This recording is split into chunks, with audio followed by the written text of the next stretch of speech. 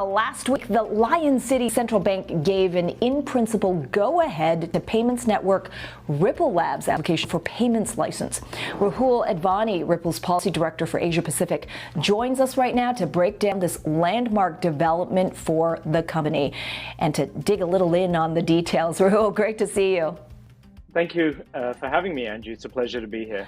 All right, congratulations on the in-principle approval for a major payment license from the MAS. So tell us, what does this mean for Ripple's operations in Singapore and the Asia Pacific?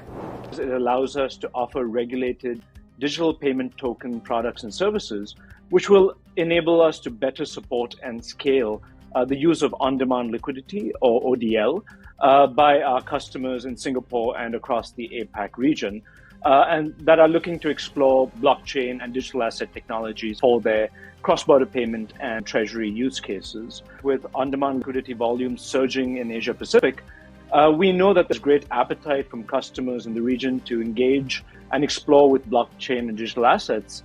And this obtaining the in-principle approval of the major payment institution license to better support these progressive customers and scale our ODL services to ultimately build a more inclusive and borderless financial system. Okay, right. Rahul, so how does Singapore then fit into Ripple's global operations? Singapore's location makes it a prominent gateway to emerging markets in Southeast Asia, as well as developed markets across the Asia-Pacific region. We're a global business, and we remain hyper-focused on building our teams outside of the US. About 90% of our business is global, and Singapore, and to a large degree, the broader APAC region, is one of our fastest growing regions and remains high on our list for recruiting. You know, at the start of the year, there was speculation that Ripple's case with the US SEC will be settled by mid-year. Well, we're here now. Can you give us an update on how the legal case is unfolding?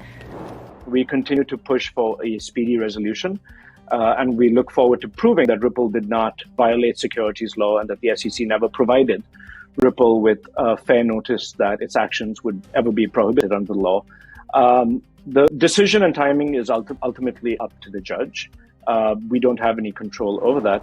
Okay, lastly, Rahul, I got to ask you about this. Ripple acquired digital assets custody firm Taco for $250 million. It's $250 million US dollars in mid-May. Can you give us an update on how that integration is going and how does it fit into the global strategy for Ripple? So acquiring Metaco makes Ripple the leading enterprise solution provider in the space. Both Metaco and Ripple share strong, digital asset and crypto DNA. So this is the first of many offerings as we continue to build and invest in crypto infrastructure.